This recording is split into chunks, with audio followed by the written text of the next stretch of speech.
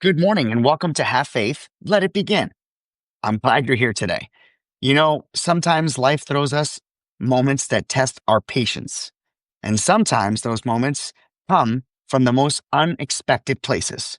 For me, it happened recently at Walgreens.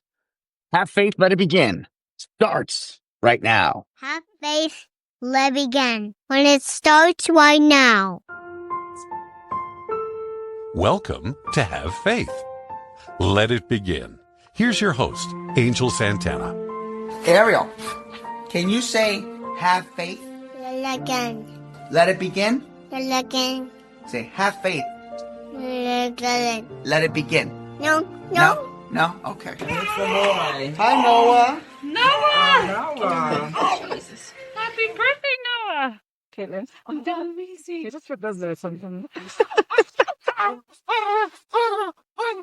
Noah. This little light of mine, I'm gonna let it. Shy. This little light of mine, I'm gonna let it. Shy. This little light of Mine. I'm gonna let it. Shy. Let it. Shy. Let it.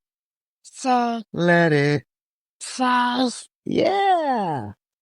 Daddy, I'm so excited. But I have one question. What's your question? Am I gonna be a pastor or a minister? Good question. I don't know, but it is all in God's hands. Good morning. You're listening to Have Faith, Let Begin. And it starts right now. Hello, everyone, and welcome to Have Faith, Let It Begin. Let's get right into it. So picture this. I'm in the drive-thru at Walgreens. I'm waiting, and I'm waiting, and I'm waiting, and I'm waiting some more. Minutes are going by. Nobody's acknowledging me. Nobody says, hey, we'll be right with you. No one says, I apologize for the wait. I'll be right there. Nothing. So I give up.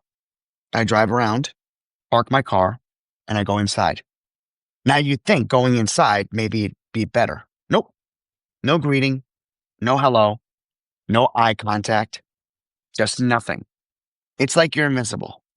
And as the minutes tick by, you start to feel like you're not even there. You start to feel like just frustration, but almost disrespected. And it made me think back to the days of Rite Aid. Remember Rite Aid? They may not have been like the most perfect place. And yes, they did go bankrupt, but they cared. You'd walk in, they would know your name. They'd smile. Even if the line was long, someone would step away from another task just to help them move things along. There was pride in customer service. There was a community. Now, when Rite Aid closed, Walgreens picked up so many of those prescriptions, and honestly, I don't think they were prepared. Suddenly, they had this flood of new customers, but they never adjusted. They never fixed the systems, and the one thing they really should have focused on, customer service, because customer service got completely lost. Instead, here's what we get. Phone calls and texts over and over again. Sometimes you'll get 20, 30, even 60 reminders. I'm exaggerating.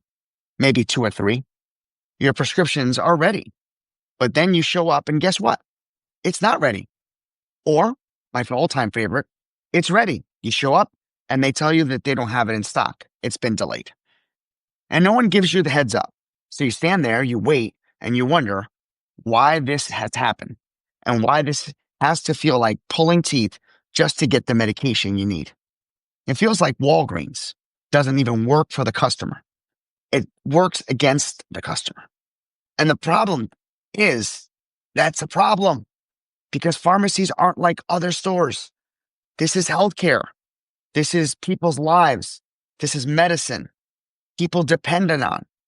And yet, instead of feeling cared for, you walk away feeling ignored, frustrated, and honestly, unimportant.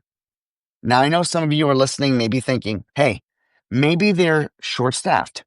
Maybe the workers are overwhelmed. And that could be true. But here's the thing. Even if the system is broken, a simple hello, a simple acknowledgement can change everything. Courtesy does not take extra training. Kindness doesn't take extra staffing. It just takes effort.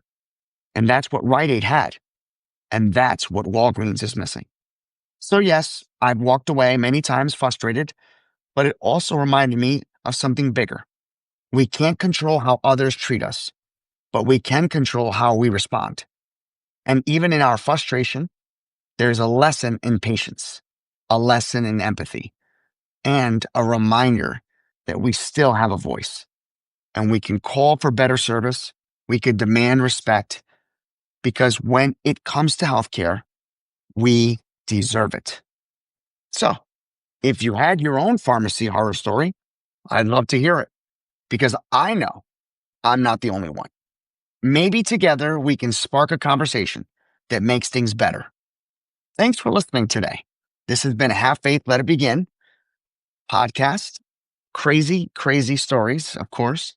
But until next time, stay strong, stay hopeful, and remember that you matter. And never forget, have faith, let it begin. Talk to you tomorrow. Thank you for listening to Have Faith Let It Begin. We'll be back tomorrow. Hey, Have Faith family. Don't forget to like, subscribe, and share the podcast with your friends. Visit our website, havefaithletitbegin.com. We would love to hear your feedback.